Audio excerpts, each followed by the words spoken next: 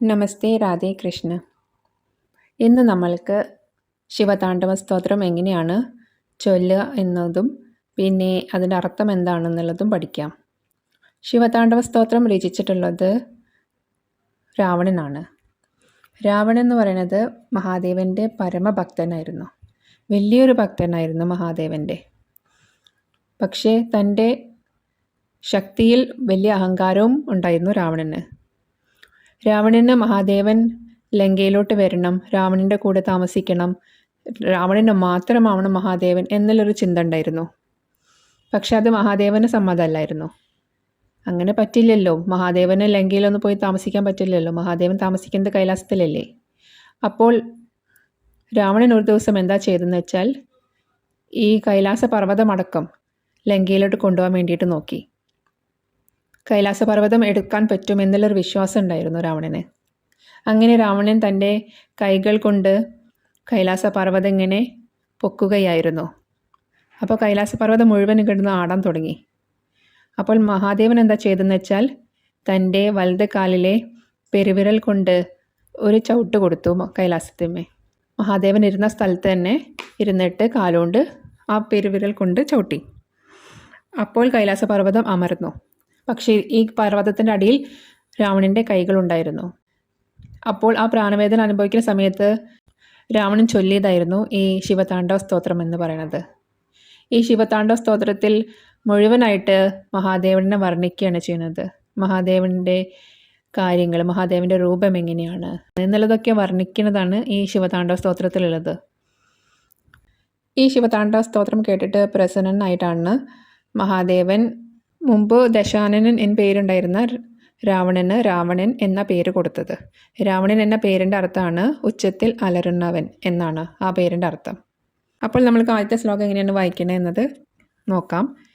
ജഡാട വീഗലജ്ജല പ്രവാഹ പാവിതസ്ഥലേ ഗലേവലംബ്യ ലംബിതാം ഭുജംഗ തുംഗമാലികാം ഡമഡ് ഡമഡ് ഡമ മന്നിനാദ വ ഡമർവയം ചകാരചണ്ഡ താണ്ഡവം തനോതു ന ശിവം ശിവം.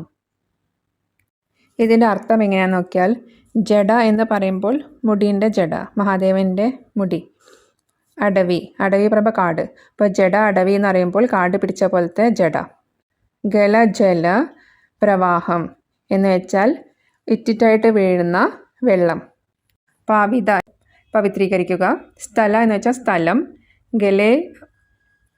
ഗലേവിലംബിതാം എന്ന് വെച്ചാൽ ഗല എന്ന് വെച്ചപ്പോൾ കഴുത്ത്.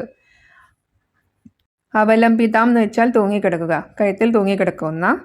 ഭുജംഗ പാമ്പ്. തുങ്ക വലിയ.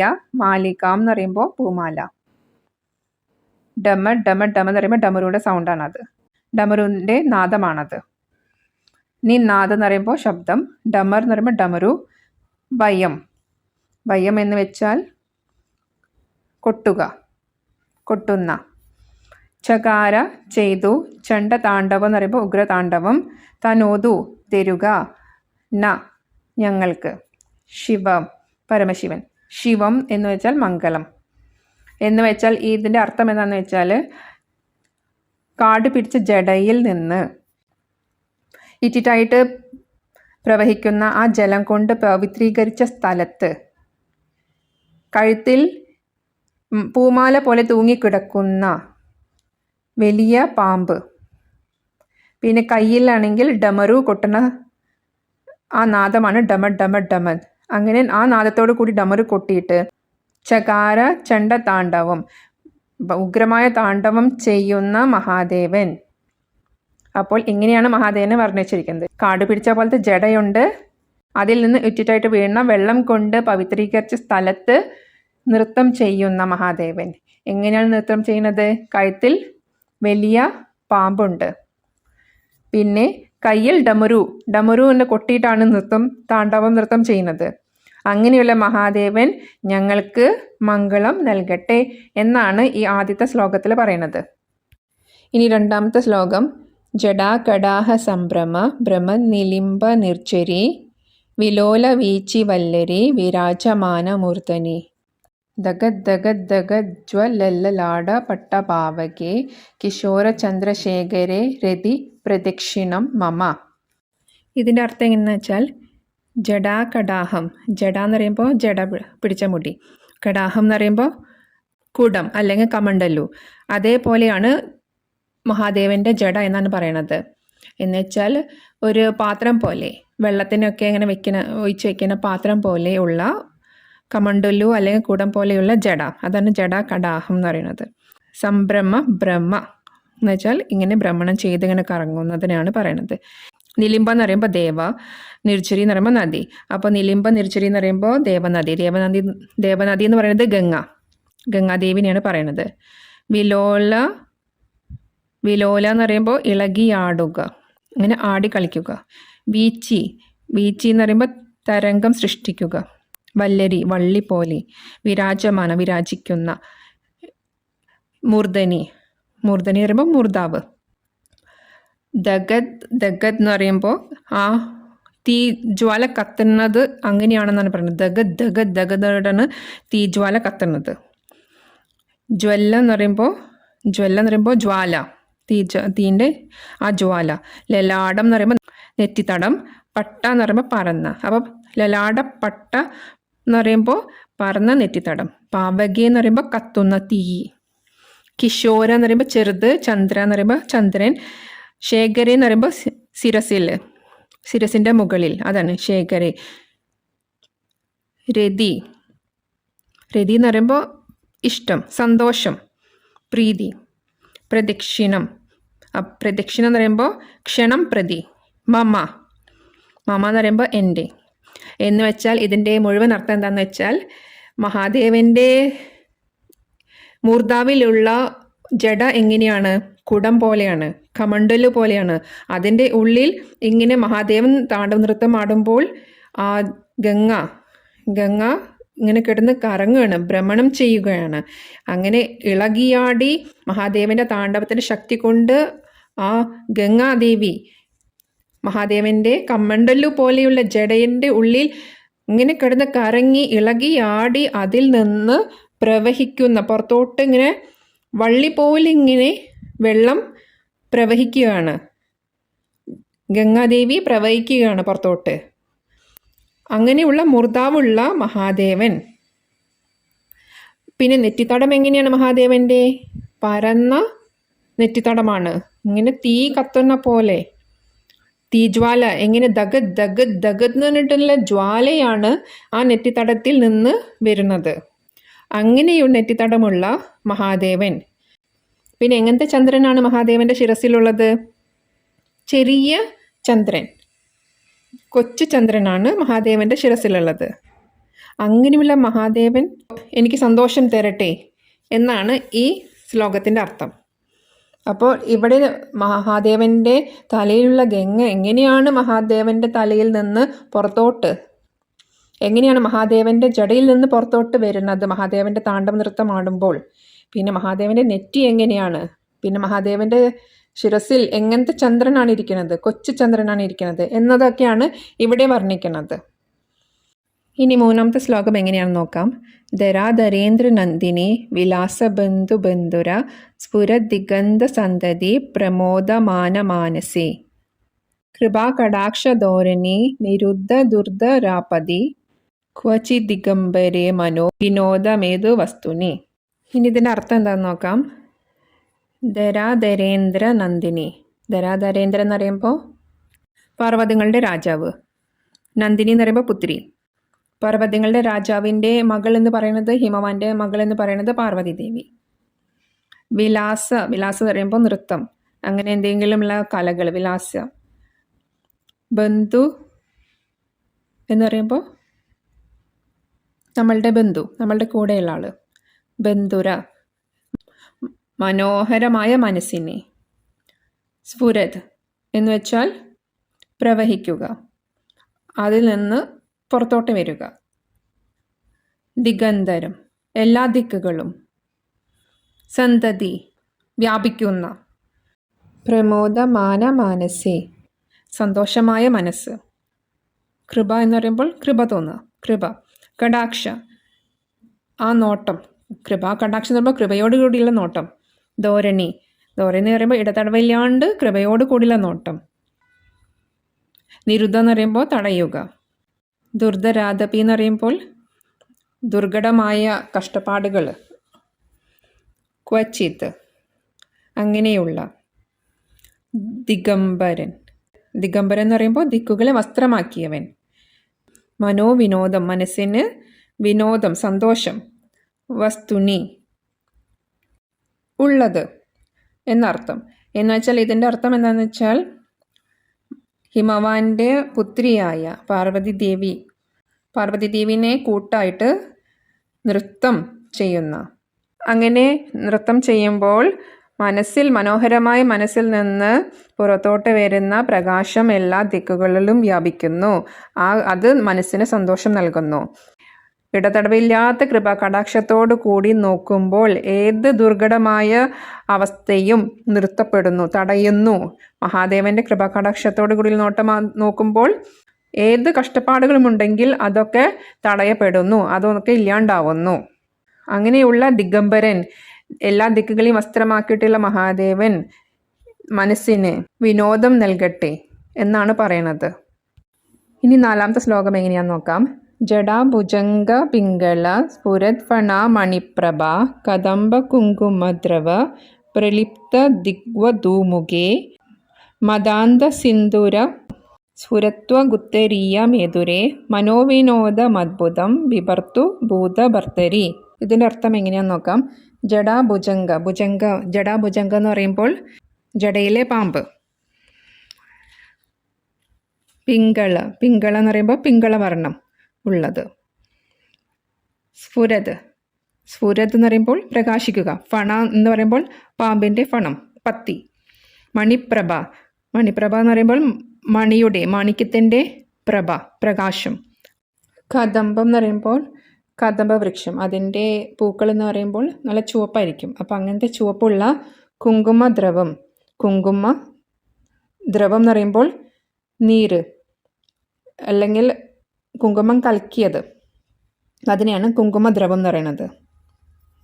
പ്രലിപ്ത എന്ന് പറയുമ്പോൾ വ്യാപിച്ചു കിടക്കുന്നത് അല്ലെങ്കിൽ തേക്കുക. ഈ കുങ്കുമം തേക്കുന്നതിനെയാണ് പറയണത്. ദിക്ക് എന്ന് പറയുമ്പോൾ ദിക്കുകൾ.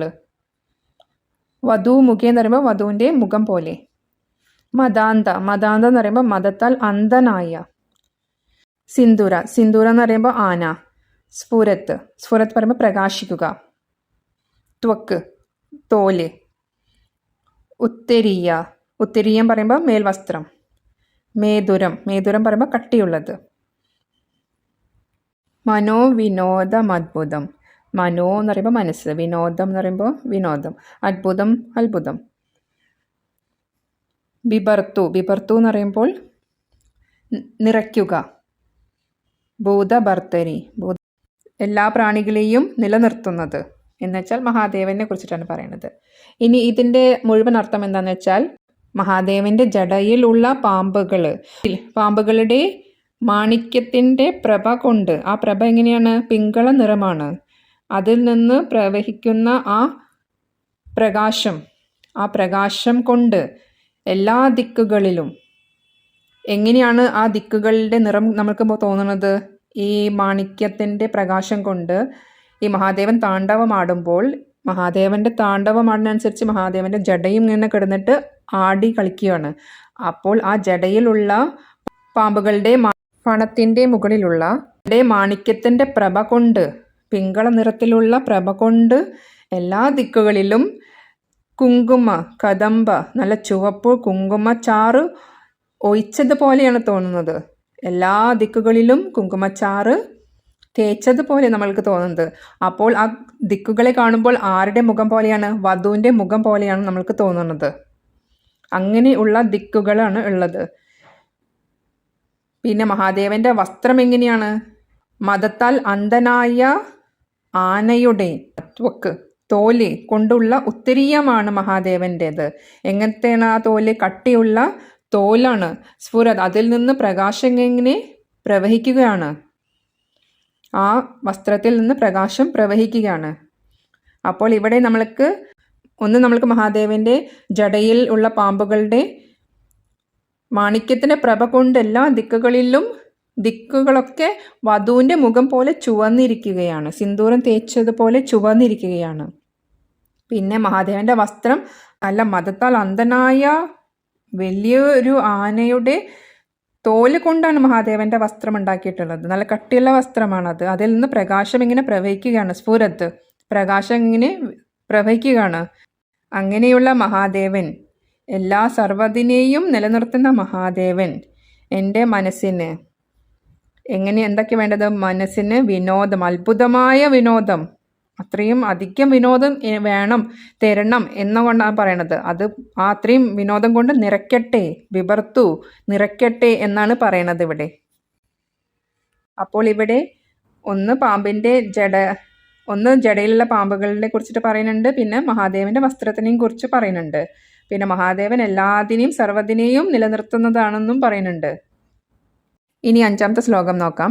സഹസ്രലോചന പ്രഭൃത്യ ശേഷ ലേഖശേഖര പ്രസൂനധൂലിധോരണി വിദൂസരാംഗ്രി പീഠഭൂഹു ഭുജംഗരാജമാലയ നിബദ്ധ ജാഡജൂഡക ശ്രിയൈചിരായ ജായതാം ചകോരബന്ധുശേഖര. ഇതിൻ്റെ അർത്ഥം എങ്ങനെയാണെന്ന് വെച്ചാൽ, സഹസ്രലോചനൻ പറയുമ്പോൾ 1000 കണ്ണുള്ളവൻ എന്ന് വെച്ചാൽ ഇന്ദ്രനെയാണ് 1000 കണ്ണുള്ളവൻ എന്ന് പറയുന്നത്.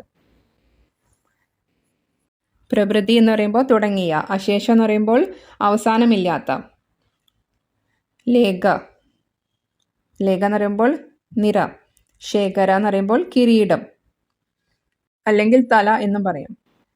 അപ്പോൾ പ്രസൂനം പറയുമ്പോൾ പൂക്കൾ, ധൂളി എന്ന് പറയുമ്പോൾ പൊടി, ധോരണി എന്ന് പറയുമ്പോൾ നിർത്താണ്ടുള്ള പ്രവാഹം, നിർത്താണ്ട് ഇങ്ങനെ വീഴുക, അതിനെയാണ് ധോരണി എന്ന് പറയുന്നത്. വിദൂസര എന്ന് പറയുമ്പോൾ അതുകൊണ്ട് നിറയുന്നത്, അതുകൊണ്ട് മൂടിയിട്ടുള്ളത്.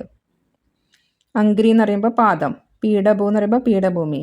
ഭുജംഗ രാജമാലയ, ഭുജംഗ എന്ന് പറയുമ്പോൾ പാമ്പ്, രാജമാലയ എന്ന് വെച്ചാൽ മാല, വലിയൊരു മാല. വിബദ്ധ കെട്ടിയ, ജടാജൂടക എന്ന് പറയുമ്പോൾ ജടയുടെ കെട്ട്. ശ്രീയൈ എന്ന് പറയുമ്പോൾ ഐശ്വര്യം. ചിരായ എന്നുണ്ടാവട്ടെ, അതിനെയാണ് നീണ്ടു നിൽക്കുന്നത്. ജായതാം അങ്ങനെ ആയിത്തീരട്ടെ. ചകോരബന്ധു എന്ന് പറയുമ്പോൾ ചകോര പക്ഷികളുടെ ബന്ധു, അതാണ് ചന്ദ്രൻ. ശേഖര പറയുമ്പോൾ തലയിൽ ചൂടണത്. അപ്പോൾ ഈ ശ്ലോകത്തിൻ്റെ അർത്ഥം, മുഴുവനായിട്ടുള്ള അർത്ഥം എന്താണെന്ന് വെച്ചാൽ, സഹസ്രലോചനൻ ഇന്ദ്രൻ അടക്കമുള്ള വേറെ അനേകായിരം അവസാനമില്ലാത്ത നിര, ദേവകളുടെ നിരയാണ് ഉള്ളത്. അങ്ങനെ അവരുടെയൊക്കെ ശിരസിൽ നിന്ന്, തലയിൽ നിന്ന്, കിരീടത്തിൽ നിന്ന് മഹാദേവനെ കുമ്പിടുമ്പോൾ അവരുടെ കിരീടത്തിൽ നിന്ന് വീഴുന്ന പൂക്കളുടെ പൊടി എവിടെയാണ് കിടക്കുന്നത്? മഹാദേവൻ ചവിട്ടിയിരിക്കുന്നത് ആ പീഠഭൂമി, മഹാദേവൻ്റെ പാദങ്ങൾ വെച്ചിട്ടുള്ള ആ ഭൂമിയിൽ ഈ പൊടികളൊക്കെ ഇങ്ങനെ ഇടതടവില്ലാണ്ട് ഇങ്ങനെ പ്രവഹിച്ചുകൊണ്ടിരിക്കുകയാണ്. എന്നുവെച്ചാൽ അത്രയും നിറ ദേവന്മാരാണ് മഹാദേവൻ്റെ മുമ്പിൽ വന്നിട്ട് കുമ്പിടുന്നത്. അപ്പോൾ അവരുടെ തലയിൽ നിന്ന്, അവരുടെ കിരീടത്തിൽ നിന്നുള്ള ഈ പൂക്കളുടെ പൊടിയൊക്കെ മഹാദേവൻ്റെ കാല് വെച്ചിരിക്കുന്ന ആ പീഠഭൂമിയിൽ ഇങ്ങനെ ഇടതടവില്ലാണ്ട് ഇങ്ങനെ പ്രവഹിച്ചുകൊണ്ടിരിക്കുകയാണ്. പിന്നെ മഹാദേവൻ്റെ തലമുടി എങ്ങനെയാണ് കെട്ടിയിരിക്കുന്നത്? ജടയുടെ ആ ഒരു കെട്ട് എങ്ങനെയാണ് കെട്ടിയിരിക്കുന്നത്? വലിയ ഭുജംഗത്തിൻ്റെ മാല കൊണ്ട്, എന്ന് വെച്ചാൽ വലിയ പാമ്പിൻ്റെ മാല കൊണ്ടാണ് മഹാദേവൻ്റെ ജട കെട്ടിയിരിക്കുന്നത്. അങ്ങനെയുള്ള മഹാദേവൻ ചകോരബന്ധു ശേഖര, ചകോരബന്ധുവായ ചന്ദ്രനെ തലയിൽ ചൂടിയിരിക്കുന്ന മഹാദേവൻ ശ്രീയൈ ഐശ്വര്യത്തെ, എന്നും നിലനിൽക്കുന്ന ഐശ്വര്യത്തെ തരട്ടെ എന്നാണ് പറയുന്നത്. അപ്പോൾ ഇവിടെ നമ്മൾക്ക് കാണാം, മഹാദേവൻ്റെ അടുത്തോട്ട് വരുന്ന അനേകായിരം, ഇന്ദ്രനടക്കമുള്ള അനേകായിരം ദേവകൾ മഹാദേവൻ്റെ മുമ്പിൽ കുമ്പിടുന്നു. അവരുടെ തലയിൽ അല്ലെങ്കിൽ കിരീടത്തിലുള്ള പൂക്കളുടെ പൊടി മഹാദേവൻ്റെ കാല് വെച്ച പീഠഭൂമിയിൽ ഇടതടവില്ലാണ്ട് വീണോണ്ടിരിക്കുന്നു. പിന്നെ മഹാദേവൻ്റെ മുടി കെട്ടിയിരിക്കുന്നത് വലിയൊരു പാമ്പിനെ കൊണ്ടാണ്. അങ്ങനെയുള്ള മഹാദേവൻ പിന്നെ ചന്ദ്രനെ തലയിൽ ചൂടിരിക്കുന്നു. അങ്ങനെയുള്ള മഹാദേവൻ നമ്മൾക്ക് ഐശ്വര്യം തരട്ടെ എന്നാണ് പറയുന്നത്. ഇനി 6ാമത്തെ സ്തോത്രം എങ്ങനെയാന്ന് നോക്കാം. ലലാട് ചത്വര ജ്വലധനഞ്ജയ സ്ഫുലിംഗഭ നിപീത പഞ്ചസായകം നമന്നിലിംബനായകം സുധാമയൂഖലേഖയാ വിരാജമാനശേഖരം മഹാകപാലി സമ്പദേ ശിരോജടാലമസ്തുനഃ. ഇനി ഇതിൻ്റെ അർത്ഥം എങ്ങനെയാണെന്ന് നോക്കാം. ലലാട ചത്തുരം എന്ന് പറയുമ്പോൾ നെറ്റിത്തടം, ജ്വല ജ്വലിക്കുന്ന, ധനഞ്ജയ ധനഞ്ജയം പറയുമ്പോൾ അഗ്നി, സ്ഫുലിംഗഭ എന്ന് പറയുമ്പോൾ തീ പ്രകാശം, നിപീത എന്ന് പറയുമ്പോൾ മുങ്ങിക്കിടക്കുക, പഞ്ചസായിക എന്ന് പറയുമ്പോൾ കാമദേവനെയാണ് പഞ്ചസായിക എന്ന് പറയുന്നത്, നമ എന്ന് പറയുമ്പോൾ നമിക്കുന്നു, നിലിംബ നായകം എന്ന് പറയുമ്പോൾ ദേവനായകൻ എന്ന് വെച്ചാൽ ഇന്ദ്രൻ, സുധ എന്ന് പറയുമ്പോൾ അമൃത്, മയൂഖ എന്ന് പറയുമ്പോൾ പ്രകാശിക്കുക, ലേഖ എന്ന് പറയുമ്പോൾ ചന്ദ്രൻ, വിരാജമാന എന്ന് പറയുമ്പോൾ വിരാജിക്കുക അല്ലെങ്കിൽ അലങ്കരിക്കുക, ശേഖര എന്ന് പറയുമ്പോൾ തല, മഹാകപാലി എന്ന് പറയുമ്പോൾ കപാല എന്ന് പറയുമ്പോൾ തലയോട്ടി, മഹാകപാലി എന്ന് പറയുമ്പോൾ തലയോട്ടിയുടെ മാല, മഹാകപാലി എന്ന് പറയുമ്പോൾ വലിയ തലയോട്ടികളുടെ മാല ധരിച്ചിട്ടുള്ളത്, സമ്പദേ അത് സമ്പത്തായിട്ടുള്ളത്, ശിരോജടാല ശിരസിലെ ജഡ, അസ്തു ആയിത്തീരട്ടെ, നഹ എന്ന് പറയുമ്പോൾ നമുക്ക്. എന്ന് ഈ ശ്ലോകത്തിൻ്റെ അർത്ഥം എന്താണെന്ന് വെച്ചാൽ മഹാദേവൻ്റെ നെറ്റിത്തടം എങ്ങനെയാണ്, ജ്വലിച്ചുകൊണ്ടിരിക്കുകയാണ്, അഗ്നിയുടെ പ്രകാശം ഇങ്ങനെ പുറത്തോട്ടിങ്ങനെ ജ്വലിച്ചുകൊണ്ടിരിക്കുകയാണ്. ആ പ്രകാശത്തിൽ കാമദേവൻ ഭസ്മമായി തീർന്നു. അപ്പോൾ ആ മഹാദേവൻ ആരാണ് നമിക്കുന്നു? ആര്? ദേവനായകൻ ഇന്ദ്രൻ നമിക്കുന്നു. പിന്നെ മഹാദേവൻ്റെ തലയിലുള്ളത് എന്താണ്? അമൃത് പ്രകാശിക്കുന്ന ചന്ദ്രനാണ്. അതിനെ കൊണ്ടാണ് മഹാദേവൻ്റെ തല ശേഖര, വിരാജമാന ശേഖരം എന്ന് പറയുന്നത്, വിരാജിച്ചിരിക്കുന്നത്, അലങ്കരിച്ചിരിക്കുന്നത് ശേഖരം തല മഹാദേവൻ്റെ. വലിയ തലയോട്ടി കൊണ്ടുള്ള മാല സമ്പത്തായിട്ടുള്ള മഹാദേവൻ. അങ്ങനെയുള്ള മഹാദേവൻ, ഇങ്ങനെയുള്ള മഹാദേവനാണ് ശിരസിൽ ജടയുള്ള മഹാദേവൻ. നമ്മൾക്ക് നല്ലത് നൽകട്ടെ, ഐശ്വര്യം നൽകട്ടെ, അസ്തു നഹ നമുക്ക് നൽകട്ടെ എന്നുവെച്ചാൽ ഐശ്വര്യം നൽകട്ടെ എന്നാണ് ഇവിടെ പറയുന്നത്. അപ്പോൾ ഇവിടെ നമ്മൾക്ക് മഹാദേവൻ്റെ തലയിൽ നിന്ന് പുറത്തു വന്ന അഗ്നി കൊണ്ട്, ആ തീയിൻ്റെ പ്രകാശം കൊണ്ട് കാമദേവൻ ഭസ്മമായി. അങ്ങനെയുള്ള മഹാദേവനെ ദേവേന്ദ്രൻ നമിക്കുന്നു. പിന്നെ മഹാദേവൻ്റെ തലയിലുള്ളത് അമൃത് പൊഴിക്കുന്ന ചന്ദ്രനാണുള്ളത്. പിന്നെ മഹാദേവൻ്റെ കഴുത്തിലുള്ളത് വലിയ തലയോട്ടി കൊണ്ടുള്ള മാലയാണ്, അതാണ് സമ്പത്തായിട്ട് മഹാദേവനുള്ളത്. പിന്നെ ശിരസിൽ ജഡ ഉണ്ട്. അങ്ങനെയുള്ള മഹാദേവൻ നമ്മൾക്ക് ഐശ്വര്യം നൽകട്ടെ എന്നാണ് പറയുന്നത്. ഇനി 7ാമത്തെ ശ്ലോകം എങ്ങനെയാണെന്ന് നോക്കാം. കരാല ബാല പട്ടിക ദഗ ദഗ ദഗ ജ്വല ധനഞ്ജയാഹുതീകൃത പ്രചണ്ഡ പഞ്ചസായകേ ധരാധരേന്ദ്ര നന്ദിനി കുചാഗ്ര ചിത്രപത്രക പ്രഗൽഭനൈക ശില്പിനി ത്രിലോചനേ രതിർമമ. ഇതിൻ്റെ അർത്ഥം എന്താണെന്ന് നോക്കാം. കരാള എന്ന് പറയുമ്പോൾ ഭീമാകാരമായത്, വലുത്. ബാലപട്ടിക എന്ന് പറയുമ്പോൾ നെറ്റിത്തടം. ദഗ ദഗ ദഗ എന്ന് പറയുമ്പോൾ തീ കത്തുന്നത് തന്നെയാണ് പറയണത്. ദഗ ദഗ അങ്ങനെ ജ്വലിക്കുന്നു. ജ്വാല എന്ന് പറയുമ്പോൾ ജ്വലിക്കുന്ന. ധനഞ്ജയ എന്ന് പറയുമ്പോൾ അഗ്നി. ആഹുതി കൃത എന്ന് പറയുമ്പോൾ ആഹുതി ചെയ്യുക. കൃത എന്ന് പറയുമ്പോൾ ചെയ്യുക. പ്രചണ്ഡ എന്ന് പറയുമ്പോൾ ഉഗ്രമായത്. പഞ്ചസായിക എന്ന് പറയുമ്പോൾ പഞ്ചസായികനാഥ മുമ്പ് പറഞ്ഞിട്ടുണ്ടല്ലോ കാമദേവനാണെന്ന്. അപ്പം കാമദേവൻ. ധരാധരേന്ദ്ര നന്ദിനി. ധരാധരേന്ദ്ര എന്ന് പറയുമ്പോൾ ഹിമവാന്റെ പുത്രി പാർവതി. കുചാഗ്ര ചിത്ര. കുചാഗ്ര എന്ന് പറയുമ്പോൾ മാറ്. ചിത്രപത്രക ചിത്രം വരയ്ക്കുക. പ്രഗൽഭ എന്ന് പറയുമ്പോൾ അങ്ങനെ സാധിക്കുന്നത്, അങ്ങനെ ഉണ്ടാക്കാൻ പറ്റുന്നത്. ഏക എന്ന് പറയുമ്പോൾ ഒരേ. ശില്പി എന്ന് പറയുമ്പോൾ ചിത്രം വരയ്ക്കുന്നത് ശില്പി. ത്രിലോചന പറയുമ്പോൾ 3 കണ്ണുള്ളത്, അത് മഹാദേവനാണ്. രതിർ മമ എന്ന് പറയുമ്പോൾ, രതിർ പറയുമ്പോൾ സന്തോഷം, മമ എന്ന് പറയുമ്പോൾ എനിക്ക്. അപ്പോൾ ഇതിന് മുഴുവൻ അർത്ഥം എന്താണെന്ന് വെച്ചാൽ, ഈ ശ്ലോകത്തിന് മുഴുവൻ അർത്ഥം എന്താണെന്ന് വെച്ചാൽ, മഹാദേവൻ്റെ നെറ്റിത്തടം വലുതാണ്, ഉഗ്രമായ ഭീമാകാരമായ നെറ്റിത്തടമുള്ള മഹാദേവൻ. അതിൽ നിന്ന് തീ ഇങ്ങനെ ദഗ എന്ന് പറഞ്ഞിട്ട് കത്തി ജ്വലിക്കുകയാണ്. ആ തീ കൊണ്ട് ആഹൂതി ചെയ്തു. ആരെ ആഹൂതി ചെയ്തത്? കാമദേവനെ. പിന്നെ ഹിമവാന്റെ പുത്തിരി പാർവതി ദേവീൻ്റെ മാറിൽ ചിത്രം വരയ്ക്കുക എന്നാൽ പാർവതി ദേവീൻ്റെ മാറിൽ ചിത്രം വരയ്ക്കുക എന്ന് പറഞ്ഞാൽ മഹാദേവൻ താണ്ഡവ നൃത്തമാടുന്നത് പർവ്വതത്തിൻ്റെ മുകളിലാണ്. ആ പർവ്വതം എന്ന് പറയുന്നത് തന്നെ ദേവിയാണ്. അപ്പോൾ അങ്ങനെയുള്ള പാർവതി ദേവിയുടെ മാറിടത്തിൽ ചിത്രം, ഈ താണ്ഡവ നൃത്തം ആടുമ്പോൾ ഇങ്ങനെ ചിത്രം വരയ്ക്കുക, കാലുകൊണ്ട് ഇങ്ങനെ ചിത്രം വരയ്ക്കാൻ പറ്റുന്ന ഏക ശില്പി ആരാണ്? മഹാദേവനാണ്. അങ്ങനെയുള്ള ഏക ശില്പിയായ മഹാദേവന്, മുക്കണ്ണുള്ള മഹാദേവൻ, എനിക്ക് രതിർ മമ, എനിക്ക് സന്തോഷം നൽകട്ടെ എന്നാണ് പറയുന്നത്. ഇനി നമുക്ക് 8ാമത്തെ ശ്ലോകം എങ്ങനെയാന്ന് നോക്കാം.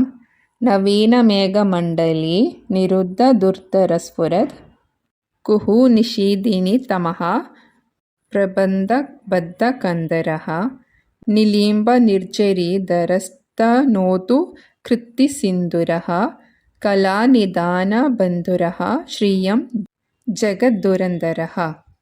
ഇതിൻ്റെ അർത്ഥം എങ്ങനെയാന്ന് നോക്കാം. നവീന മേഘമണ്ഡലി, നവീന എന്ന് പറയുമ്പോൾ പുതിയ, മേഘം എന്ന് പറയുമ്പോൾ മേഘങ്ങൾ, മണ്ഡലി എന്ന് പറയുമ്പോൾ മണ്ഡലം, നിരുദ്ധ ദുർധര പറയുമ്പോൾ തടഞ്ഞു നിർത്താൻ പറ്റാത്തത്, സ്ഫുരത്, സ്ഫുരത് എന്ന് പറയുമ്പോൾ പ്രകാശിക്കുന്നത്, കുഹു, കുഹു എന്ന് പറയുമ്പോൾ അമാവാസി, നിഷീദിനി രാത്രി, തമഹ ഇരുട്ട്, പ്രബന്ധ കെട്ടിവെച്ച, ബന്ധ എന്ന് പറയുമ്പോൾ ബന്ധിച്ച, കന്ദര, കന്ദരഹ എന്ന് പറയുമ്പോൾ കഴുത്ത്, നിലിംബ നിർജരി, നിലിംബ നിർജരി മുമ്പും പറഞ്ഞിട്ടുണ്ട്. നിലിംബ എന്ന് പറയുമ്പോൾ ദേവ, നിർജരി പറയുമ്പോൾ നദി, ദേവനദി എന്ന് പറയുമ്പോൾ ഗംഗ, ധര ധരിച്ചിരിക്കുന്നത്, തനോതു എനിക്ക് തരൂ, കൃതി തോൽ വസ്ത്രം, സിന്ദുര ആന, കലാനിദാന ബന്ധുരഹ എല്ലാ കലകളുടെയും നിദാനമായ, ബന്ധുരഹ മനോഹരമായ കലകളുടെയും നിദാനമായ, ശ്രീയം, ശ്രീയം എന്ന് പറയുമ്പോൾ ഐശ്വര്യം, ജഗത് ദുരന്തരഹ, ജഗത് ദുരന്തരഹ എന്ന് പറയുമ്പോൾ ജഗം എന്ന് പറയുമ്പോൾ ലോകം, ദുരന്തരഹ എന്ന് പറയുമ്പോൾ വഹിച്ചിരിക്കുന്നത്, ലോകത്തെ വഹിച്ചിരിക്കുന്നത്. അപ്പോൾ ഈ ശ്ലോകത്തിൻ്റെ മുഴുവൻ അർത്ഥം എന്താണെന്ന് വെച്ചാൽ മഹാദേവൻ്റെ കണ്ഠത്തിനെ കുറിച്ചിട്ടാണ് പറയുന്നത്. എങ്ങനെയുള്ളതാണ് മഹാദേവൻ്റെ കണ്ഠം? പുതിയ കാർമേഘങ്ങളായിട്ട് രൂപപ്പെട്ടിട്ടുള്ള, തടഞ്ഞു നിർത്താൻ പറ്റാണ്ട് അതുപോലെ കെട്ടി നിൽക്കുന്ന, അതിൽ നിന്ന് പ്രകാശം പ്രവഹിക്കുന്ന, അമാവാസി രാത്രിയിലെ ഇരുട്ടിൻ്റെ പോലെ കെട്ടി ബന്ധിച്ചിട്ടുള്ള കഴുത്താണ് മഹാദേവനുള്ളത്.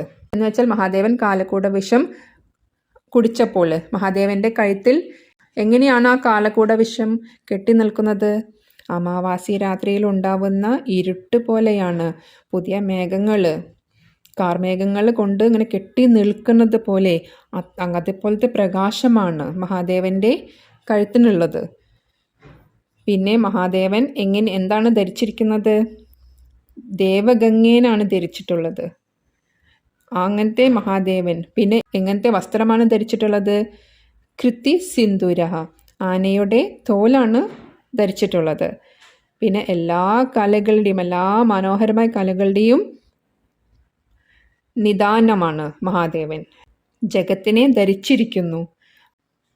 അങ്ങനെയുള്ള മഹാദേവൻ ഐശ്വര്യം, ശ്രീയം തരട്ടെ, നൽകട്ടെ എന്നാണ് പറയുന്നത്. ഇനി നമ്മൾക്ക് 9ാമത്തെ ശ്ലോകം എങ്ങനെയാന്ന് നോക്കാം.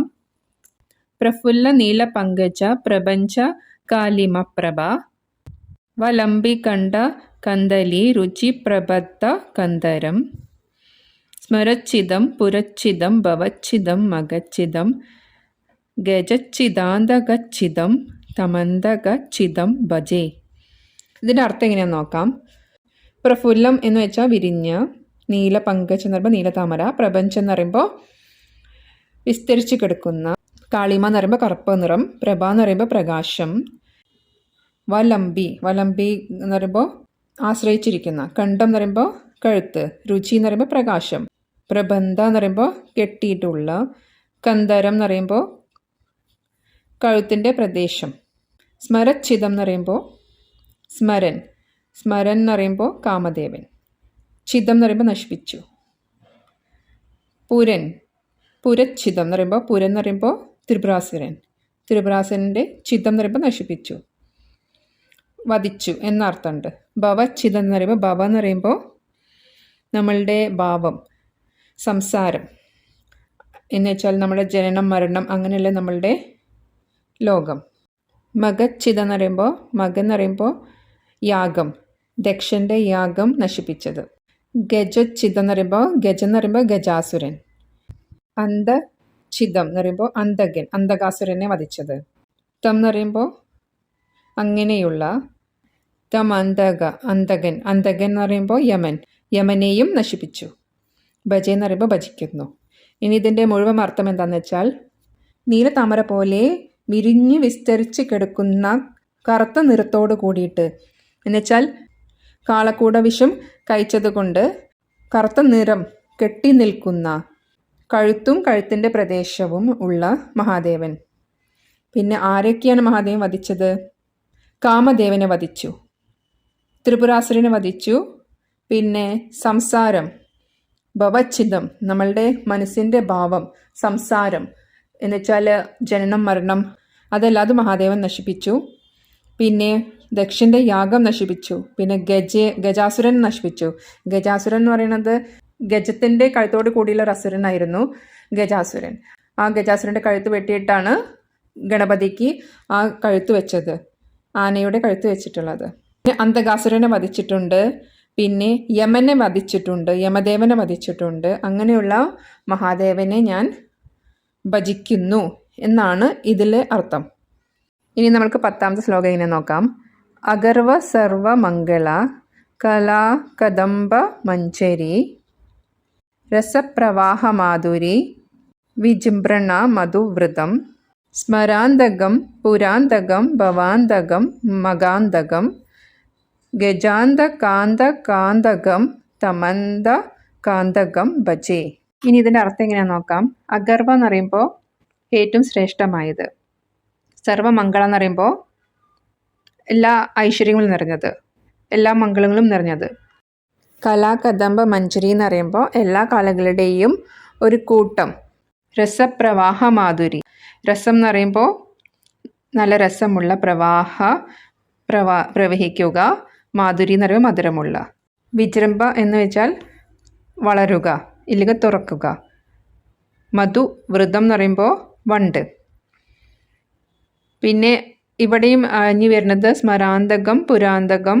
ഇത് മുമ്പ് പറഞ്ഞത് തന്നെയാണ്. സ്മരചിതം പുരചിതം എന്ന് പറഞ്ഞതിൻ്റെ വേറെ ഒരു വാക്ക് തന്നെയാണ് സ്മരാന്തകം പുരാന്തകം. അന്തകം എന്ന് പറയുമ്പോൾ അന്തം എന്ന് വെച്ചാൽ അവസാനം, ഇവരെല്ലാവരും നശിപ്പിച്ചത് എന്നാണ് പറയണത്. മുമ്പ് പറഞ്ഞത് തന്നെയാണ് ഇവിടെയുള്ളത്. അപ്പോൾ ഈ ശ്ലോകത്തിൻ്റെ മുഴുവൻ അർത്ഥം എന്താണെന്ന് വെച്ചാൽ, എല്ലാ കലകളുടെയും, എല്ലാ സർവമംഗളങ്ങളായ കലകളുടെയും കൂടാരം എങ്ങനെയാണ് പൂക്കളുടെ കൊലകൾ പോലെ നിറഞ്ഞു നിൽക്കുന്ന ഈ എല്ലാ കലകളുടെയും, സർവമംഗളങ്ങളും നിറഞ്ഞ കലകളുടെയും ആ പൂക്കളിൽ നിന്ന് ഒഴുകുന്ന രസം, നല്ല മധുരമുള്ള രസം പ്രവഹിക്കുകയാണ്. അത് ആരാണ്, ആരുടെ അടുത്തോട്ടാണ് പോകുന്നത്? ഒരു വണ്ട്. മധു എങ്ങനെയാണ് നുകരുന്നത്, അതേപോലെയാണ് മഹാദേവൻ്റെ അടുത്തോട്ട് ഇതെല്ലാതും പോകുന്നത്. എന്നുവെച്ചാൽ മഹാദേവനിൽ ഇതെല്ലാം നിറഞ്ഞു നിൽക്കുന്നു എന്നാണ് പറയുന്നത്. എല്ലാ വിശിഷ്ടമായ സർവമംഗളങ്ങളും നിറഞ്ഞ എല്ലാ കലകളും മഹാദേവനിൽ ഒരു തേൻ എങ്ങനെയാണോ വണ്ട് കുടിക്കുന്നത്, അതേപോലെയാണ് മഹാദേവനിലോട്ട് ഇതെല്ലാതും, ഈ എല്ലാ രസപ്രവാഹങ്ങളും മഹാദേവനിലോട്ട് ഒഴുകുന്നത്. സ്മരാന്തകം പുരാന്തകം എന്ന് പറയുന്നത് തന്നെ മുമ്പ് പറഞ്ഞ പോലെ തന്നെയാണ്. ഈ എല്ലാ അസുരന്മാരെയും അന്തകം, അവസാനം കൊന്നു എന്നാണ് പറയുന്നത്. ഇനി 11ാമത്തെ ശ്ലോകം എങ്ങനെയാന്ന് നോക്കാം. ജയത്വത വിഭ്രമ ഭ്രമദ് ഭുജംഗമശ്വസ ദ്വിനിർഗമത് ക്രമസ്ഫുരത് കരാള ബാല ഹവ്യവാഡ് ദിമിത് ദിമിത് ദിമി ധ്വനൻ മൃദംഗ തുംഗമംഗള ധ്വനിക്രമ പ്രവർത്തിത പ്രചണ്ഡ താണ്ഡവ ശിവ. ഇനി ഇതിൻ്റെ അർത്ഥം എന്താണെന്ന് വെച്ചാൽ, ജയതു എന്ന് പറയുമ്പോൾ ജയിക്കുക, അദ്രഭ എന്ന് പറയുമ്പോൾ അധികമായത്, വിഭ്രമ എന്ന് പറയുമ്പോൾ വിഭ്രമം, ഭ്രമിച്ചിട്ട്, ഭ്രമദ് പറയുമ്പോൾ കറങ്ങുക, ഭുജംഗ എന്ന് വെച്ചാൽ സർപ്പം, സ്വസദ് എന്ന് പറയുമ്പോൾ ചീറ്റുക, പിന്നിർഗമത് എന്ന് പറയുമ്പോൾ പുറത്തു വരിക, ക്രമസ്ഫുരത് എന്ന് പറയുമ്പോൾ ക്രമത്തിൽ ക്രമമായത്, സ്ഫുരത് പറയുമ്പോൾ പ്രകാശം, കരാള എന്ന് പറയുമ്പോൾ ഭയങ്കരമായ, ബാല എന്ന് പറയുമ്പോൾ നെറ്റിത്തടം, ഹവ്യവാഡ് എന്ന് പറയുമ്പോൾ ഹവ്യ എന്ന് വെച്ചാൽ യാഗത്തിൽ അർപ്പിക്കുന്നത്. ദിമി എന്ന് പറയുന്നത് മൃദംഗത്തിൻ്റെ ശബ്ദമാണ്. ധ്വനി എന്ന് പറയുമ്പോൾ ശബ്ദം, മൃദംഗം എന്ന് പറയുമ്പോൾ മൃദംഗം, തുങ്ക എന്ന് പറയുമ്പോൾ ഉയർന്ന, മംഗള എന്ന് പറയുമ്പോൾ മംഗളകരമായത്, ധ്വനിക്രമ പ്രവർത്തിത, ധ്വനി ക്രമത്തിലുള്ള താളം, ധ്വനി എന്ന് പറയുമ്പോൾ താളം, പ്രവർത്തിത എന്ന് വെച്ചാൽ ചെയ്യുന്ന, പ്രവർത്തിക്കുന്ന, പ്രചണ്ഡ താണ്ഡവം എന്ന് വെച്ചാൽ പ്രചണ്ഡ എന്ന് പറയുമ്പോൾ ഭയങ്കരമായ ഉഗ്ര താണ്ഡവമാടുന്ന ശിവനെ. ഇതിൻ്റെ മുഴുവൻ അർത്ഥം എന്താണെന്ന് വെച്ചാൽ ജയിക്കട്ടെ ശിവൻ. എങ്ങനെയുള്ള ശിവൻ? താണ്ഡവ നൃത്തമാടുമ്പോൾ ഭയങ്കരമായിട്ട് അധികമായിട്ട് വിഭ്രമത്തിൽ ഇങ്ങനെ ഇളകിയാടുന്ന സർപ്പം മഹാദേവൻ്റെ കഴുത്തിൽ കിടന്നിട്ട് മഹാദേവൻ താണ്ഡവമാടുമ്പോൾ ഈ സർപ്പം ഇങ്ങനെ ഇളകിയാടുകയാണ്. അങ്ങനെ ആടുമ്പോൾ ആ സർപ്പത്തിൻ്റെ വായിൽ നിന്ന് ചീറ്റുകയാണ്. വിഷം എങ്ങനെയാണ്? തീ പോലെ ഇങ്ങനെ ജ്വലിക്കുകയാണ്, ജ്വലിക്കുകയാണ്.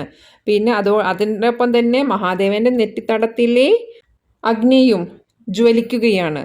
സ്ഥലത്തെ അഗ്നിനെ കുറിച്ചിട്ടാണ് പറയുന്നത്. ഒന്ന് പാമ്പിൻ്റെ വായിൽ നിന്ന് ചീറ്റുന്ന, മഹാദേവൻ താണ്ഡവ നൃത്തം കൊണ്ട് പാമ്പ് ഇങ്ങനെ കിടന്ന് ഇളകി ആടിയിട്ട് പാമ്പിൻ്റെ വായിൽ നിന്ന് വിഷം ഇങ്ങനെ ചീറ്റുകയാണ്. ആ വിഷത്തിൻ്റെ പ്രകാശം ഒരു ഭാഗത്ത്, മഹാദേവൻ്റെ നെറ്റിയിലെ പ്രകാശം എങ്ങനെയാണ്?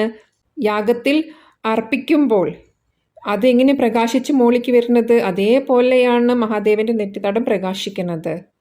ഒപ്പം എന്തിൻ്റെ നാദമാണ് വരുന്നത്?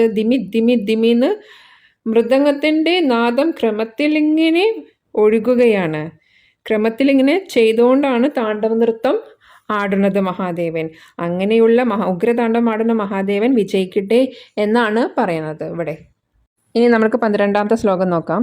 ദൃശദ്വിചിത്ര തൽപയോർ ഭുജംഗ മൗത്തികസ്രജോർ ഗരിഷ്ഠ രത്നലോഷ്ടയോഃ സുഹൃദ്വിപക്ഷപക്ഷയോഃ തൃണാരവിന്ദചക്ഷുഷോഃ പ്രജാമഹീ മഹേന്ദ്രയോഃ സമം പ്രവർത്തയന്മനഃ കഥാ സദാശിവം ഭജേ.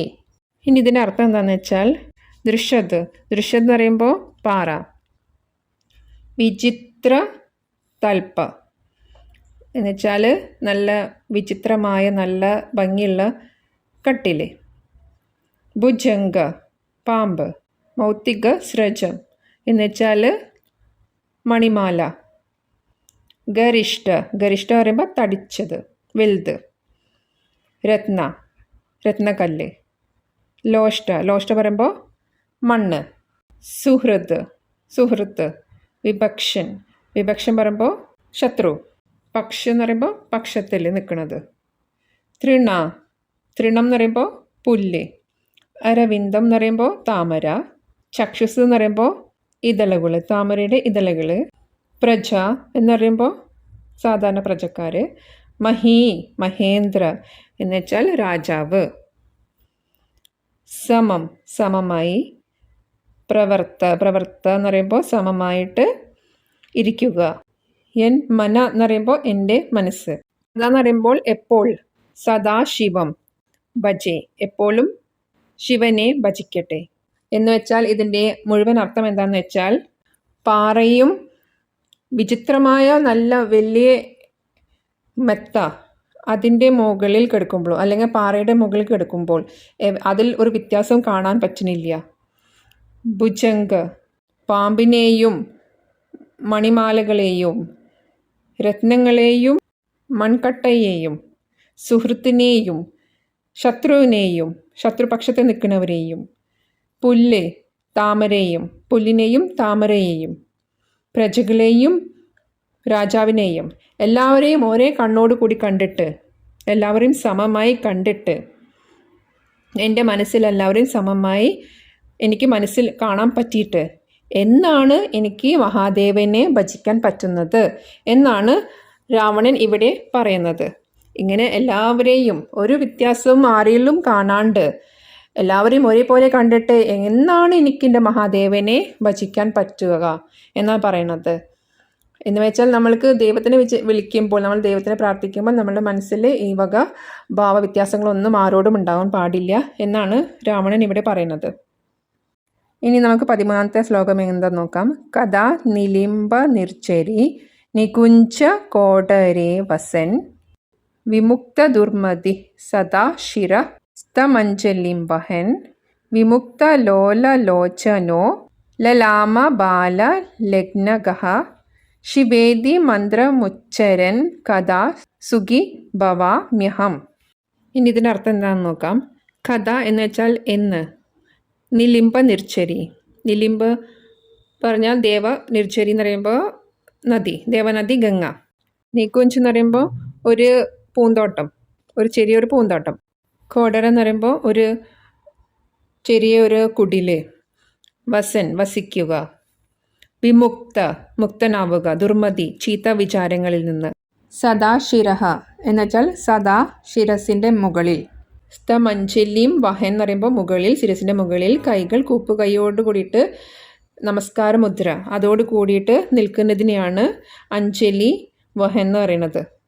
വിമുക്ത എന്ന് പറയുമ്പോൾ മുക്തനാവുക. ലോല എന്ന് പറയുമ്പോൾ ഇളകിയാടുന്നത്. ലോചനം എന്ന് പറയുമ്പോൾ കണ്ണ്, ഇളകിയാടുന്ന കണ്ണ് എന്ന് വെച്ചാൽ നമ്മളുടെ ശ്രദ്ധ, നമ്മളുടെ കണ്ണുകൾ അങ്ങോട്ടും ഇങ്ങോട്ടും ചലിക്കുക, അതിൽ നിന്ന് മുക്തനാവുക. ലലാമ ബാല ലഗ്നകഃ എന്ന് വെച്ചാൽ നെറ്റിത്തടത്തില്ലേ, കുറി തൊട്ടിട്ട്. ബാല എന്ന് പറയുമ്പോൾ നെറ്റിത്തടത്തിൽ കുറി തൊട്ടിട്ട്. ശിവേദി ശിവന്റെ മന്ത്രോച്ചാരൻ മന്ത്രം ഉച്ചരിച്ചിട്ട്. കഥാ സുഖി എപ്പോൾ സുഖിച്ചിട്ട്. ഭവാമ്യഹം ഭവിക്കുക. അഹം ഞാൻ.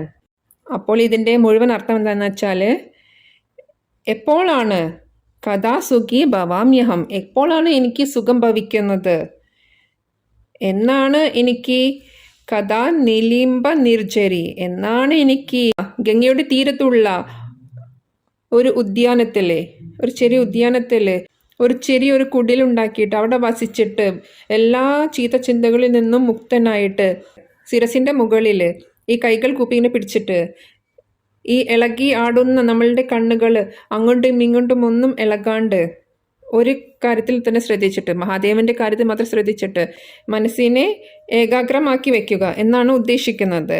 ആ ഒരു ദൃഷ്ടിയോട് കൂടിയിട്ട്, മനസ്സിനെ ഉറപ്പിച്ചുള്ളൊരു ദൃഷ്ടിയോട് കൂടിയിട്ട് നെറ്റിയിൽ കുറിയൊക്കെ ഇട്ടിട്ട് ശിവേദി മന്ത്ര ഉച്ചരൻ, ശിവന്റെ മന്ത്രം ജപിച്ചിട്ട് എനിക്ക് എന്നാണ് സുഖം ഭവിക്കാൻ പോകുന്നത്, ഇങ്ങനെയെല്ലാം ചെയ്തിട്ട് സുഖം നേടണം എന്നാണ് രാവണന്റെ ആഗ്രഹം എന്നാണ് ഇതിൽ പറയുന്നത്.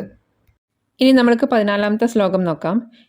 ഇദം ഹി നിത്യമേവ മുക്തമുത്തമോത്തമം സ്തവം സ്മരൻ ബ്രുവന്നരോ വിശുദ്ധി മേദി സന്തതം ഹരേ ഗുരൗ സുഭക്തി മാശു യാതി ന അന്യതാ ഗതിം വിമോഹനം ഹി ദേഹിനാം സുശങ്കരസ്യ ചിന്തനം. ഇതം എന്ന് വെച്ചാൽ ഇതിനാൽ, ഇതുകൊണ്ട്, ഹി തീർച്ചയായും, നിത്യം എന്നും, ഏവം ഏവം പറയുമ്പോൾ അതുകൊണ്ട് മാത്രം, ഉക്തം പറഞ്ഞിട്ടുള്ള, ഉത്തമോത്തമം എന്ന് പറയുമ്പോൾ ഏറ്റവും ഉത്തമത്തിൽ ഉത്തമനായത്, സ്തവം സ്തോത്രം, പഠൻ പഠിക്കുക, സ്മരൻ സ്മരിക്കുക, ബ്രുവൻ ബ്രുവൻ എന്ന് പറയുമ്പോൾ ഉച്ചരിക്കുക, ചൊല്ലുക, പറയുക, വിശുദ്ധി വിശുദ്ധമായത് പരിശുദ്ധമായത്, മേദി ഏതി എന്ന് പറയുമ്പോൾ ഉണ്ടാവും, സന്തതം സന്തതം എന്ന് പറയുമ്പോൾ സ്ഥിരം എപ്പോഴുമുള്ളത്, ഹരേ ഗുരൗ എന്ന് വെച്ചാൽ ഗുരു, ഹരൻ എന്ന ഗുരു, സുഭക്തി നല്ല ഭക്തി, ആശു വേഗം, യാതി കിട്ടുക, ന ഇല്ല, അന്യതാഗതിം വേറെ ഗതി മറ്റൊരു ഗതി, മോഹനം എന്ന് പറയുമ്പം മായാമോഹങ്ങൾ നീക്കുക, ഹി തീർച്ചയായും, ദേഹിനാം എന്ന് പറയുമ്പോൾ മനുഷ്യരുടെ, സുശങ്കരസ്യ ചിന്തനം ശങ്കരൻ്റെ ചിന്ത. ഈ വരികളുടെ അർത്ഥം എന്താണെന്ന് വെച്ചാൽ ഈ സ്തോത്രം എന്ന് പറയുന്നത് തീർച്ചയായും അതിൽ ഉത്തമത്തിൽ ഉത്തമമായ സ്തോത്രമാണിത്. ഇത് ആരൊക്കെ പഠിക്കുകയോ സ്മരിക്കുകയോ അല്ലെങ്കിൽ ചൊല്ലുകയോ ചെയ്യുന്നുണ്ടോ അവർക്കൊക്കെ വിശുദ്ധി ലഭിക്കുന്നു. ഹരൻ എന്ന ഗുരുവിൽ നമ്മൾക്ക് നല്ല ഭക്തി ലഭിക്കുന്നു. പിന്നെ ഇതല്ലാണ്ട് അന്യത എന്ന് വെച്ചാൽ ഇതല്ലാണ്ട് മറ്റൊരു ഗതിയില്ല. നമ്മളുടെ മോഹം, നമ്മളുടെ ഈ ദേഹത്തിനെ കുറിച്ചുള്ള നമ്മൾക്കുള്ള മോഹങ്ങൾ, ദേഹമാണ് എന്നുള്ളൊരു നമ്മളുടെ ഒരു മായാമോഹമുണ്ടല്ലോ, ഞാനൊരു ദേഹമാണെന്നുള്ളത്, അതെല്ലാം ഇല്ലാണ്ടാവുന്നു. സുശങ്കരസ്യ ചിന്തനം. മഹാദേവൻ്റെ ചിന്തകൾ, നല്ല ചിന്തകൾ ആണ് നമ്മൾക്ക് ഉണ്ടാവുക. ഇത് നമ്മൾക്ക് ഈ ശിവതാണ്ഡവ സ്തോത്രം ചൊല്ലുമ്പോൾ, നമ്മൾ അതിൽ കേൾക്കുമ്പോൾ, അതിനെക്കുറിച്ച് ചിന്തിക്കുമ്പോൾ പോലും നമ്മൾക്ക് ഉണ്ടാവുന്ന ഗുണങ്ങളെക്കുറിച്ചിട്ടാണ് ഈ പറയണത്. ഇനി നമ്മൾക്ക് 15ാമത്തെ വരികൾ നോക്കാം. നിലിംബനാഥനാഗരി കദംബ മൗലി മല്ലിക നിഗുംഫ നിർഭരക്ഷരൻ മധുഷ്ണിക മനോഹര തനോതു നോ മനോമുദം വിനോദിനി മഹർനിശം പരശ്രിയ പരം പദന്തദംഗജ ദ്വിഷാം ചയ. ഇതിൻ്റെ അർത്ഥം എന്താണെന്ന് വെച്ചാൽ, നിലിംബനാഥ, നിലിംബ നിർജ്ജരി നമ്മൾ കണ്ടിട്ടുണ്ടായിരുന്നല്ലോ. നിലിംബ എന്ന് പറയുമ്പോൾ ദേവന്മാരുടെ, നിർജ്ജരി എന്ന് പറയുമ്പോൾ നദി എന്ന് വെച്ചാൽ ഗംഗ. ഇവിടെ നിലിംബനാഥ എന്ന് പറയുമ്പോൾ നിലിംബ ദേവന്മാരുടെ, നാഥൻ എന്ന് പറയുമ്പോൾ മഹാദേവൻ. നാഗരി, നാഗരി എന്ന് പറയുമ്പോൾ സ്ത്രീ, നല്ല ഒരു വിശിഷ്ടമായ സ്വഭാവങ്ങൾ ഗുണങ്ങളുള്ള സ്ത്രീ, അതാണ് നാഗരി എന്ന് പറയുന്നത്. എന്നുവെച്ചാൽ മഹാദേവൻ്റെ സ്ത്രീ എന്ന് പറയുന്നത് ആരെയാണ്? പാർവതി ദേവീനെ. കദംബ എന്ന് പറയുമ്പോൾ കെട്ടിവെച്ചത്, കൂട്ടത്തോടു കൂടിയുള്ളത്. മൗലി മല്ലിക എന്ന് വെച്ചാൽ പൂമാല. നികുംഫ, നികുംഫ എന്ന് പറയുമ്പോൾ അലങ്കരിക്കുക. നിർഭരക്ഷരൻ, നിർഭരക്ഷരൻ എന്ന് പറയുമ്പോൾ അതിൽ നിന്ന് ഇങ്ങനെ ഒഴുകുകയാണ്, നിറഞ്ഞ് ഒഴുകി വരികയാണ്. മധുഷ്ണിക, മധുഷ്ണിക എന്ന് പറയുമ്പോൾ തേന്. മനോഹര, അത് നല്ല മനോഹരമാണ്. തനോതു, തനോതു പറയുമ്പോൾ തരുക. നോ എന്ന് പറയുമ്പോൾ എനിക്ക് അല്ലെങ്കിൽ ഞങ്ങൾക്ക്. മനോമുദം, മനസ്സിന് സന്തോഷം. വിനോദിനി, വിനോദിനി എന്ന് പറയുമ്പോൾ വിനോദം. മഹർ എന്ന് പറയുമ്പോൾ രാവിലെ. നിശ എന്ന് പറയുമ്പോൾ രാത്രി. പരശ്രീയം, പരശ്രീയം എന്ന് പറയുമ്പോൾ പരം എന്ന് പറയുമ്പോൾ പരമമായത് എന്ന് വെച്ചാൽ ശ്രേഷ്ഠമായ. ശ്രീയം എന്ന് പറയുമ്പോൾ ഐശ്വര്യം. പരംപദം എന്ന് പറയുമ്പോൾ പരമമായ സ്ഥാനം എന്ന് വെച്ചാൽ ഉന്നതമായ സ്ഥാനം നമ്മൾക്ക് കിട്ടുന്നു. തത് എന്ന് പറയുമ്പോൾ അത്. അംഗജ എന്ന് പറയുമ്പോൾ ശരീരത്തിലെ അംഗങ്ങൾ. ദ്വിഷ എന്ന് പറയുമ്പോൾ പ്രകാശം. ചയ എന്ന് പറയുമ്പോൾ പ്രകാശത്തിൻ്റെ ഛായ. ഈ വരികളുടെ അർത്ഥം എന്താണെന്ന് വെച്ചാൽ, ദേവന്മാരുടെ നാഥനായ മഹാദേവൻ്റെ പാർവതി ദേവിയുടെ അലങ്കരിച്ചിട്ടുള്ള പൂമാല കെട്ടുകൊണ്ട് ഇങ്ങനെ അലങ്കരിച്ചിട്ടുള്ള അതിൽ നിന്ന് ഒഴുകി വരുന്ന തേന്, അത് കാണുമ്പോൾ മനോഹരമാണ്. മുടി അലങ്കരിച്ചതിനെ കുറിച്ചാണ് ഈ പറയണത്. പിന്നെ പറയണത് മഹാദേവൻ്റെ ശരീരത്തിലെ അംഗങ്ങളിൽ നിന്ന്, ശരീരത്തിലെ ഭാഗങ്ങളിൽ നിന്ന് ഇങ്ങനെ പ്രവഹിക്കുന്ന പ്രകാശത്തിൻ്റെ രശ്മികൾ കൊണ്ട് എനിക്ക് മനസ്സിന് സന്തോഷം, പിന്നെ വിനോദം, പിന്നെ പരമമായ ഐശ്വര്യം, പരമമായ സ്ഥാനം, ഇതെല്ലാം നൽകൂ എന്നാണ് ഈ വരികളുടെ അർത്ഥം. ഇനി 16ാമത്തെ ശ്ലോകം എങ്ങനെയാണെന്ന് നോക്കാം. പ്രചണ്ഡ വാടവാനല പ്രഭ ശുഭപ്രചാരിണി മഹാഷ്ടസിദ്ധി കാമിനി ജനാവഹൂത ജൽപന വിമുക്ത വാമലോചന വിവാഹ കാലികധ്വനി ശിവേദി മന്ത്രഭൂഷണോ ജഗജ്ജയായ ജായതാം. ഇതിൻ്റെ അർത്ഥം എന്താണെന്ന് വെച്ചാൽ, പ്രചണ്ഡ എന്ന് പറയുമ്പോൾ ഭയങ്കരമായത്, വാടവ എന്ന് പറയുമ്പോൾ ഇങ്ങനെ ജ്വലിക്കുക, ആ നില എന്ന് പറയുമ്പോൾ അഗ്നി, പ്രഭ എന്ന് പറയുമ്പോൾ പ്രകാശം, ശുഭചാരിണി എന്ന് പറയുമ്പോൾ നല്ലത് നൽകുന്നത്, മഹാഷ്ടസിദ്ധി, മഹാഷ്ടസിദ്ധി പറയുമ്പോൾ അഷ്ടസിദ്ധികൾ, അത് ഹനുമാൻ ചാലീസയിൽ പറഞ്ഞിട്ടുണ്ടായിരുന്നു അഷ്ടസിദ്ധികൾ ഏതൊക്കെയാണെന്നുള്ളത്. കാമിനി എന്ന് പറയുമ്പോൾ ആഗ്രഹിക്കുന്നത്, ജന എന്ന് പറയുമ്പോൾ ജനം, ഔഹൂദ് എന്ന് പറയുമ്പോൾ ചൊല്ലുക, ഉച്ചരിക്കുക, ജൽപ്പന എന്ന് പറയുമ്പോൾ പ്രാർത്ഥന, വിമുക്ത മുക്തമാക്കുക, വാമലോചിനി നല്ല നയനങ്ങളുള്ളത്, വിവാഹകാലിക, വിവാഹകാലിക എന്ന് പറയുമ്പോൾ വിവാഹത്തിൻ്റെ സമയത്ത് കാലത്ത്, ധ്വനി, ധ്വനി എന്ന് പറയുമ്പോൾ ശബ്ദം, ശിവേദി ശിവൻ്റെ മന്ത്രഭൂഷണോ, ശിവേദി മന്ത്രഭൂഷണോ ശിവൻ്റെ നാമങ്ങൾ മന്ത്രങ്ങൾ, ജഗജ്ജയായ ജഗത്തിന്, ജായതാം ജയമുണ്ടാവട്ടെ എന്ന് വെച്ചാൽ, ഈ വരികളുടെ അർത്ഥം എന്താണെന്ന് വെച്ചാൽ, നല്ല ഉഗ്രമായ അഗ്നിൻ്റെ പ്രകാശം കൊണ്ട്, അത് ആരെക്കുറിച്ചിട്ടാണ് പറയുന്നത്? മഹാദേവനെ കുറിച്ചിട്ട്. അങ്ങനെ ഉഗ്രമായ അഗ്നിൻ്റെ പ്രകാശമുള്ളത്. പിന്നെ ശുഭചാരിണി ശുഭം നൽകുന്ന ആൾ, മഹാഷ്ടസിദ്ധി കാമിനി അത് ആഗ്രഹിക്കുന്നവർക്ക് അഷ്ടസിദ്ധി വേണമെന്നുള്ള ആഗ്രഹിക്കുന്നവർക്ക് അവർക്ക് അതും നൽകുന്നവൻ. പാർവതി ദേവീനായിട്ടുള്ള വിവാഹ സമയത്ത് അതിൻ്റെ ശബ്ദം, ആ സമയത്ത് ആ സന്തോഷകരമായ ശബ്ദം കൊണ്ട് എല്ലാവർക്കും സന്തോഷം നൽകുന്ന ആൾ. അങ്ങനെയുള്ള ശിവൻ്റെ മന്ത്രഭൂഷണം, മന്ത്രം കൊണ്ട് ഈ ജഗത്തിന് മുഴുവൻ ജയമുണ്ടാവട്ടെ, ഐശ്വര്യമുണ്ടാവട്ടെ എന്നാണ് പറയണത്. ഇനി 17ാമത്തെ വരികൾ എങ്ങനെയാണെന്ന് നോക്കാം. നമാമി പാർവതീപതിം നമാമി ജഹ്നവീപതിം നമാമി ഭക്തവത്സലം നമാമി ബാലലോചനം നമാമി ചന്ദ്രശേഖരം നമാമി ദുഃഖമോചനം തദീയപാദപങ്കജം സ്മരാമ്യഹം നടേശ്വരം. ഈ വരികളുടെ അർത്ഥം എന്താ വെച്ചാൽ, നമാമി പാർവതിപതി, പാർവതീൻ്റെ പതി. നമാമി ജാഹ്നവീം പതിം, ജാഹ്നവി എന്ന് പറയുമ്പോൾ ജാഹ്നവി എന്ന് പറയുന്നത് ഗംഗാദേവി. പിന്നെ നമാമി ഭക്തവത്സലൻ നമാമി. പിന്നെ ബാലലോചനൻ, ബാലലോചനൻ എന്ന് പറയുമ്പോൾ തൃക്കണ്ണുള്ള ആൾ. നമാമി ചന്ദ്രശേഖര എന്ന് പറയുമ്പോൾ ചന്ദ്രനെ ശിരസിൽ ധരിച്ചിട്ടുള്ള ആൾ. നമാമി ദുഃഖമോചനം എന്ന് പറയുമ്പോൾ ദുഃഖങ്ങളെ മോചിപ്പിക്കുന്ന ആൾ. തദീയപാദ പങ്കജ് എന്ന് പറയുമ്പോൾ താമരപ്പൂവിൻ്റെ പോലെ കാൽപാദങ്ങളുള്ള ആൾ. സ്മരാമ്യഹം എന്ന് പറയുമ്പോൾ ഞാൻ സ്മരിക്കുന്നു. നടേശ്വര എന്ന് പറയുമ്പോൾ നടരാജനെ. അപ്പോൾ നമ്മൾ ഇവിടെ കാണുന്നത് മഹാദേവനെ കുറിച്ചിട്ടുള്ള പാർവതിപതിയാണ്, ഗംഗാപതിയാണ്, ഭക്തവത്സലനാണ്, മുക്കണ്ണുള്ള ആളാണ്, ചന്ദ്രനെ ശിരസിൽ ധരിച്ചിട്ടുള്ള ആളാണ്, ദുഃഖമോചനനാണ്, താമരപ്പൂവിൻ്റെ പോലത്തെ പാദങ്ങളുള്ള ആളാണ്. അങ്ങനെയുള്ള നടേശ്വരനായ മഹാദേവനെ ഞാൻ സ്മരിക്കുന്നു എന്നാണ് പറയുന്നത്. ഇനി അവസാനത്തെ 12ാമത്തെ വരികൾ എങ്ങനെയാണെന്ന് നോക്കാം. പൂജാവസാന സമേ ദശവക്ത്രഗീതം യ ശംഭു പൂജന പരം പഠതി പ്രദോഷേ തസ്യ സ്ഥിരാം രഥഗജേന്ദ്ര തുരംഗയുക്താം ലക്ഷ്മീം സദൈവ സുമുഖീം പ്രദതാതി ശംഭു.